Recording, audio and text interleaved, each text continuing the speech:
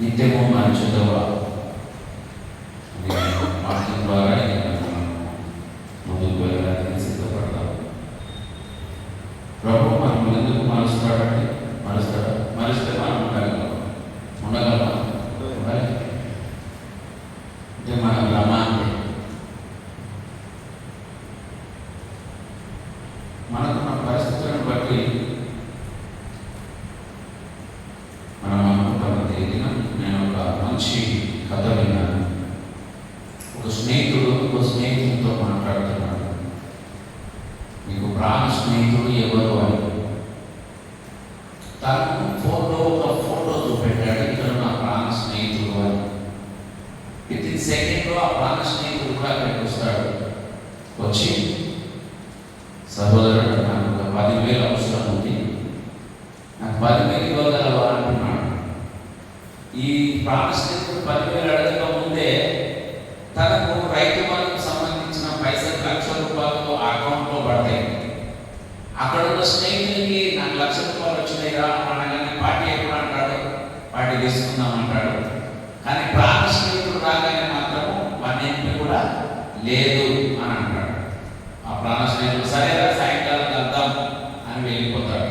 వెళ్ళిపోయిన తర్వాత అక్కడ ఉన్న స్నేహితుడు అంటాడు, నువ్వు ప్రాణ స్నేహితుడు అని దానికి గొప్పగా చెప్పినావు కదా, మరి 10,000 ఎందుకు ఇవ్వలేవుగా పోయినావు అని అంటాడు. అంటే ఎవరికి ఏదేమైనా కానీ ప్రాణ స్నేహితుల విషయంలో డబ్బుల దగ్గర ఉండొద్దు అని అన్నాడు. ఎందుకనంటే ఒకవేళ అతను ఇచ్చినా ఇవ్వకపోయినా పర్లేదు, కానీ అతనితో ఒక గిల్టీ ఫీలింగ్ ఉంటుంది, నాలో ఒక గిల్టీ ఫీలింగ్ ఖచ్చితంగా ఉంటుంది. ఒకవేళ ఇవ్వకపోతే నేనేమనుకుంటానంటే అడగను, కానీ ఎప్పుడు కనపడ్డా కూడా ఒక వెలితి కనపడుతుంది.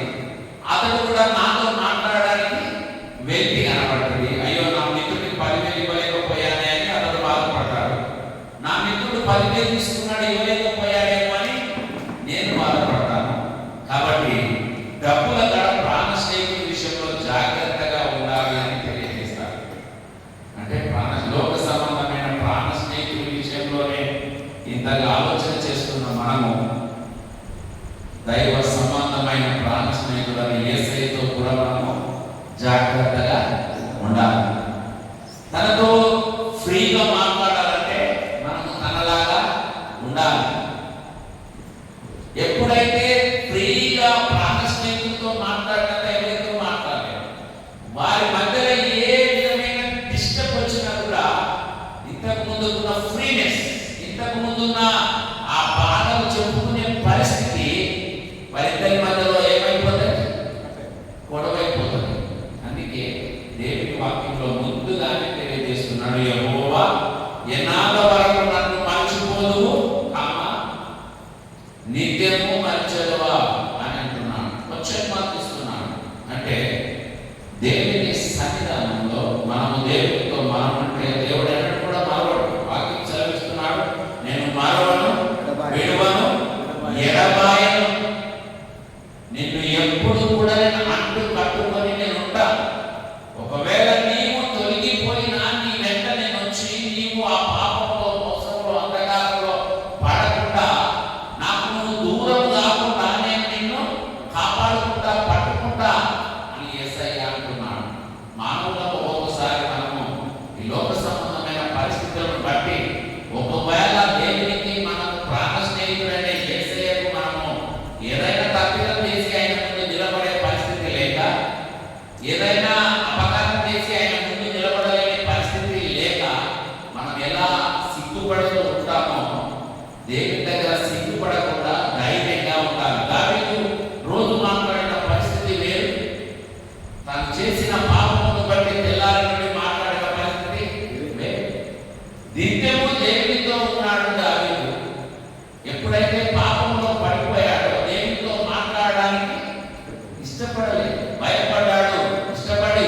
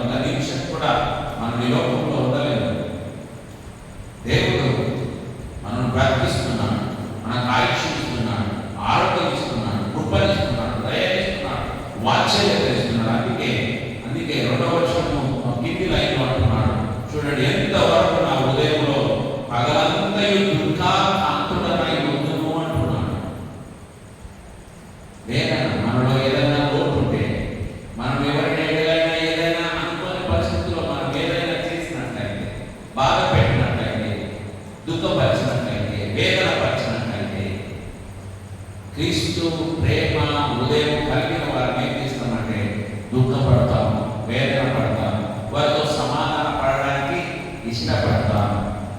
వారితో కలిసి మాట్లాడేంత వరకు మన హృదయం ఏ విధంగా ఉన్నది?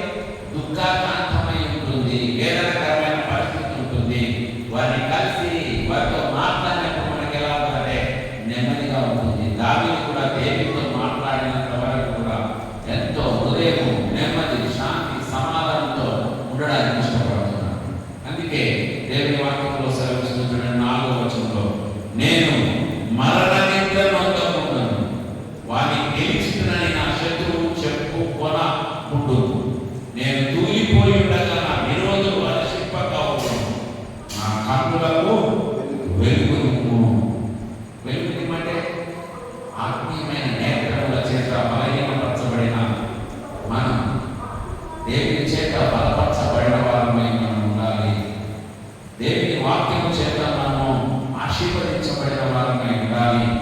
మన కన్నులకు వెలుగు ఎక్కడ దొరుకుతుందంటే దేవుని వాక్యంలోనే దొరుకుతుంది. దేవుని వాక్యం చదువుతున్నప్పుడు మన మనోనేత్రములు తెరవబడతాయి, మన హృదయం తెరవబడుతుంది. మన హృదయము తెరవబడుతుంది. ఎలా తెరవబడుతుంది? మన కన్నులు ఎలా తెరవబడితే వెలుగునిస్తాయంటే, జగే జీవితాన్ని చూడండి. జగేకు ఆ మనుషులు తెలుసు, ఆ మనుషులు చూడాలని ఒక ఆలోచన వచ్చింది. ఆ మనుషులు చూడడానికి తన మనోనేత్రాలు తెలుసుకున్నాడు. చెట్టు ఎక్కాడు. ఎప్పుడైతే చెట్టు ఎక్కాడో తన హృదయం తెరవబడదు. ఎప్పుడైతే కన్నులు హృదయం తెరవబడదో యేసయ్య అక్కడ నిలబడ్డాడు. యేసయ్య నిలబడమే కాదు, తను మార్చబడ్డాడు, తాను నలగొట్టబడ్డాడు. తన హృదయం అంతా నలిగిపోయిందని యేసయ్య తెలుసుకొని అంతమందిలో చెట్టేదో అంటున్నాడు, నేను నీ ఇంటికి నేను ఇప్పుడు వస్తాను అంటున్నాడు.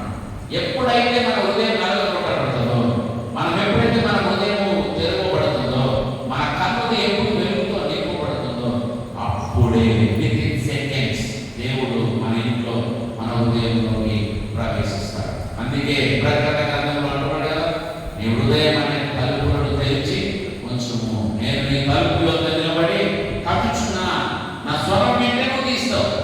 నా స్వరం ఎలా ఉంటుందో తెలియాలి నీకు. కొంతమంది ఫోన్ చేయగానే హలో బాబాయ్ అంటారు, హలో మామ అంటారు, హలో అన్న అంటారు. ఎందుకు? మరి స్వరం నాకు తెలుసు. ఒకవేళ కొత్తగా మాట్లాడినప్పుడు ఎవరండి అంటాం. ఒకవేళ మొత్తమే తెలియదు అనుకోండి, రాంగ్ నెంబర్ అని అంటాం.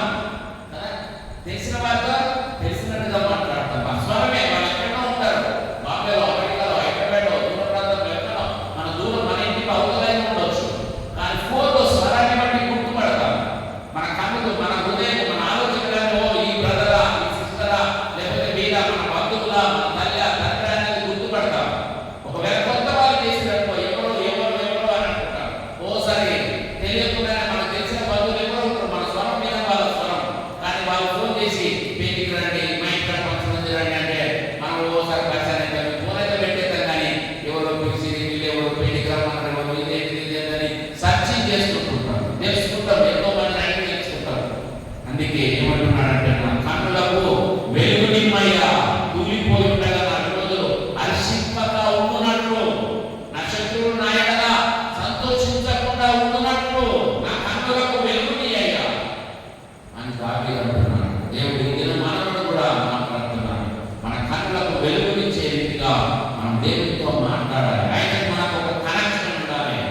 వాక్యం అనే కనెక్షన్ మనతో ఉంటే, ఆ వాక్యంతో మనం మాట్లాడితే దేవుడే మనతో మాట్లాడతాడు.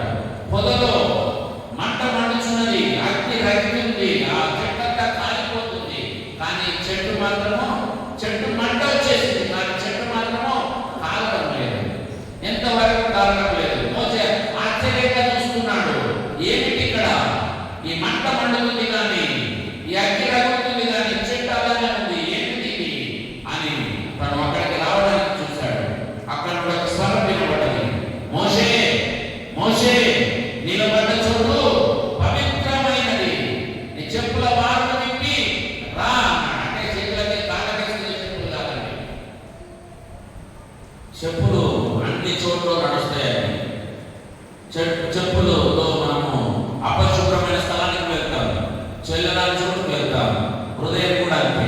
హృదయం కూడా అపరిశుభ్రమైపోయింది. మోసే, నీ హృదయంలో ఉన్న చెప్పుల వారు లాంటి పరిస్థితి, మురికి కలిగిన పరిస్థితి, వేదన కలిగిన పరిస్థితి, నీ జీవిత పరిస్థితి, అంతకు ముందుకు హత్య చేసి ఒక అంతకుడిగా ఉన్న పరిస్థితి తనకు గుర్తు చేస్తున్నాడు. నీ జీవితాన్ని మార్చుకొని పొలం దగ్గరికి రా, నేను నీతో మాట్లాడనైనా, నువ్వు అగ్ని దగ్గరికి రా, నేను మాట్లాడనైనా. అప్పుడు తన బాధలు విప్పి తను అక్కడికి వెళ్ళినప్పుడు అక్కడ అంటున్నాడు, మోసే, నేను నిన్ను వాడుకోబోతున్నాను, ఇశ్రాయేలుకు నాయకుడిగా చేయబోతున్నాను, నేను ఐగుప్తులో నుండి ఇశ్రాయేలు నడిపించడానికి నిన్ను వాడుకోబోతున్నాను, నీ కన్నులను తెరవబోతున్నాను, నీ కన్నులకు వెలుగునివ్వబోతున్నాను, నీ హృదయాన్ని తెరవబోతున్నా, నీ హృదయంలో మార్చబోతున్నా, నీ ఒక నాయకుడిగా నేను చేయబోతున్నాను అని తెలియజేస్తున్నాడు.